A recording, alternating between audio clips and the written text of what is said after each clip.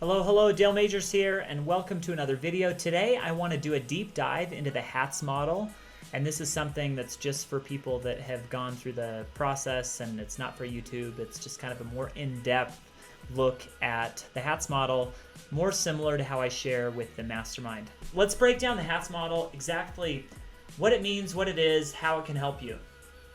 So a lot of times when goal setting, people come up with I want to make $100,000 next year, and that's good because it's definite. There's a time-bound element to it next year, but a lot of times they don't put in all the tactics that they're going to need to do, and they don't put the measurables in place. So the reason I really like the H.A.T.S model is it gives you four different ways, four different perspectives to take when looking at a goal. So I love. In Napoleon Hill's book, Think and Grow Rich, he talks about a concept called invisible counselors. It's kind of kooky. He talks about basically channeling dead people or famous people or people that you know their perspective, Abraham Lincoln, Benjamin Franklin, whatever, where you kind of imagine you have them on your virtual round table and you pose a question, hey, should I get involved in this business deal?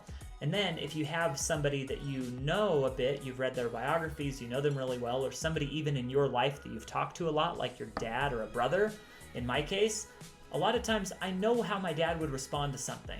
So just by posing the question and thinking about someone that you're really familiar with, just that process alone will help you kind of channel some of their wisdom.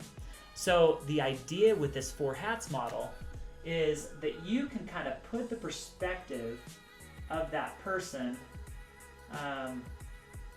you can kind of wear the perspective of that person just by, what the heck? Just by thinking about it. And I'm an artist, there we go. So you can think about how that person would react just by posing the question to them. So when thinking about a goal, you want to use these 4 different perspectives, and let me explain to you what they are. So H stands for hope.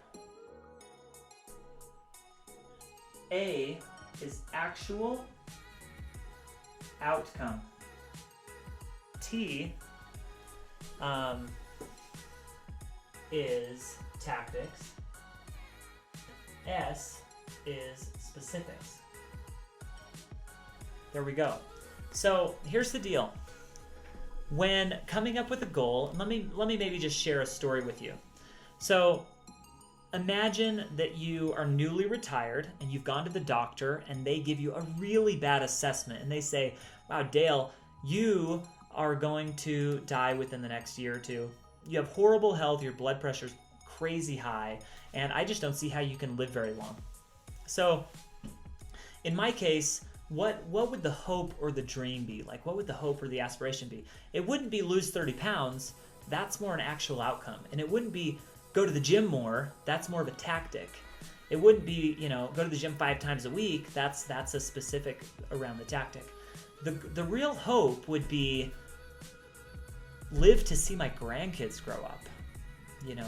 Really better the quality of my life. Extend my life so I can still enjoy my family relationships. That's the hope. So what's the actual outcome? The actual outcome may be get my blood pressure from 200 over 120 or whatever to 120 over 80. That's the actual outcome, in the next 6 months. What are the tactics going to be? And you also might have an actual outcome about weight. You might say go from 190 pounds to 160 in the next 6 months. That's an actual outcome. I know that you want to see your grandkids grow up, but what does that actually mean? Well, it means I need to get my health in check, so I'll fix my blood pressure this way and I'll fix my weight in this other way. Great. What are the tactics that you'll employ? Well, I'm going to go to the gym. I'm going to hire a trainer. I'm going to hire a nutritionist. Nutritionist? I'm going to hire somebody. I'm going to hire a team of people that can help me. Those are the tactics. What are the specifics? The specifics are I'm going to go to the gym 5 times a week. I'm going to hire a nutritionist and I'm going to visit with them once a month and I'm going to do what she says, or he. I'm going to work with my trainer once per week. I'm going to weigh in on my scale once per week and report that to my wife, right? All of those things. What are those things? I'm going to visit my doctor every quarter, or I'm going to visit my doctor every month because this is serious and whatever, right? That's the idea. So when you take a look at your goal that way, you have to build it out a lot more comprehensively. So let me share another example with you. My wife and I, a few months ago, we were talking about how we could be more loving towards our kids, and really we just talked about, man, how can we yell less? Don't judge. I don't know if you have kids or not. I do. I have 5 kids, and sometimes it's kind of stressful. And we were talking, we said, wow, how can we just be more loving to our kids? Great, let's put it through the model. And I'm sure that you know, my wife totally loved me getting all self-help with her. She actually, no, she was pretty good about it. But so we thought, what do we really want? Like, what's the hope? What's the dream? What's the vision for us yelling at our kids less, or raising our voice less? We thought, whoa, we really want our kids to feel loved, and we want them to be able to love other people. So that's our hope. We want them to feel loved. And if we get angry or frustrated, then they're not feeling loved. Okay, what's the actual outcome? The actual outcome is that we don't raise our voices, and in my case, that I don't get testy. I don't, I'm not aggressive. I just want to be chill. That's the actual outcome for me, that I never raise my voice. What are the tactics? So the tactics I'm going to employ were actually, okay, so the actual outcome that the decibel meter goes down, the tactics that I was going to employ was, I'm going to be more chill. I'm not going to raise my voice. And if one of the kids throws an open bag of M&Ms across the room, that I'm just going to be chill and know that it's not going to, that nobody's dying over it, and I'm just going to be chill and I'm not going to yell. Those are the tactics. So specifics, and this is where it got even more interesting, because usually I'd say, great, the goal is done. I'm going to yell at my kids less. But we have to go through each part of the model and get really specific. And I have one more kind of story and way to apply this for you after this. But specifics were, I'm going to use an app on my phone called Streaks. Okay, I'm going to use Streaks on my phone, and if I can make it for 21 days without yelling at my kids, then I get a movie night, because I like going to movies and I don't go that often. And hey babe, what night works well? Thursday nights are typically good. Great. If I go 21 days, I get to go to a movie with my friend or by myself for, in the evening, because I didn't yell at my kids for 21 days, and I'm going to eat popcorn. Boom. That was my reward. My wife had her own reward that she liked and she enjoyed. So let me tell you what happened. Day 1, I yelled at my kids. I raised my voice, and I actually told my kids about it too. I said, man, I'm going to try to yell less. You can count me. You can tell me when I do. Day 1, I failed. Day 2, I failed. And then I was on a streak, and I went for 25 days. But then I was standing in the bathroom with my 7-year-old, who is a gymnast, and she was like talking to me, and she said something aggressive. She said, hey dad, I could totally kick you in the face. I think, the other kids were taking a bath. She was just hanging out in there. I'm watching the kids in the bath. She says, dad, I can kick you in the face. And I thought, that's crazy. You're 7, you're really short, but you are a gymnast. I don't think you could kick me in the face. And as I was deliberating, she kicked me between my legs. So, ouch. And I yelled.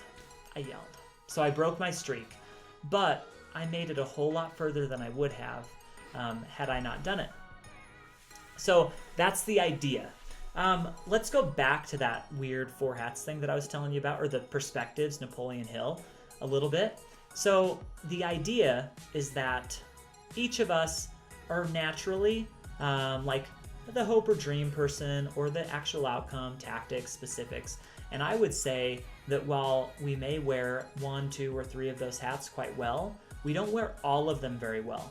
For me, I wear the hope hat pretty well. I'm always dreaming, like, this would be so cool if this thing. And I think I wear tactics hat okay as well, okay too. But I've got a brother who wears the actual outcome hat really well. Anytime I tell him about my dreams or my hopes, he's like, Dale, I don't understand, or I do, but like, what are you actually going to do? And then I have to put his hat on and I say, yeah, what am I actually going to do, Bruce? Well, I'm going to do this and this and this. So his perspective really helps me. I have another friend, Alan, who's really good at tactics. He's so great at figuring out problems. So whenever I think about when I'm making a goal, I can almost channel, okay, what would Alan do in this case? He'd come up with some different solutions. I can even ask him and use other people that are good at these things to help me develop my goal. I have another friend that I used to work with who was really good at specifics.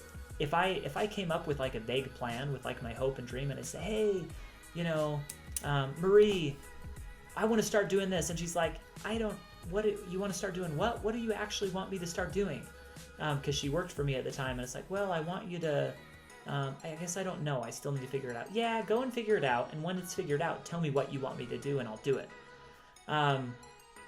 So we're all good at different areas of this goal setting process, and if we can channel other people, then our goals can be that much more thorough and built out. So that's the idea, is that we want our goals to kind of pass a test to work with the person who just needs the very specific things, to work with the person who's the tactician, to work with the person who's really good at goal setting, the actual outcome, to work with the person that's the hope or the dream. And actually, so the hope, that's more the dreamer, okay? The actual outcome, that's more like the goal setter. The tactics person, he's more like the pathfinder. The, hey, tell me where to go, but I'm going to help you find a way to get there.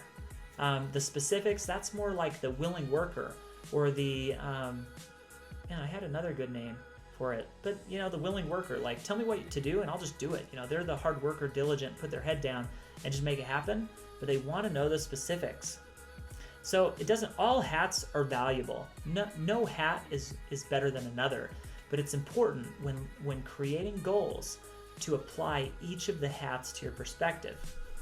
So if you have any questions, then feel free to reach out and let me know, but I really hope that you get value out of applying this more comprehensive approach to your goal setting, and that it helps you achieve your goals and your aspirations.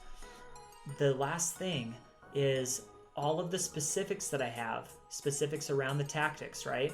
So in the case of the guy that had his bat has to fix his health, he needed to go to the gym, 5 days a week. He needed to visit his trainer once a week. When you do your planning for each week, I really encourage people that I coach to have a planning session each week. When you do your planning, you look at all these specifics and you say, great, what day am I going to visit with my trainer? What time of each day am I going to go to the gym? And you go through all your different goals, because all of them will have specifics.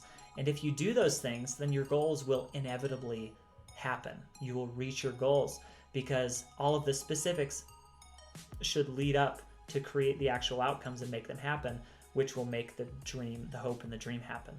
So thanks so much.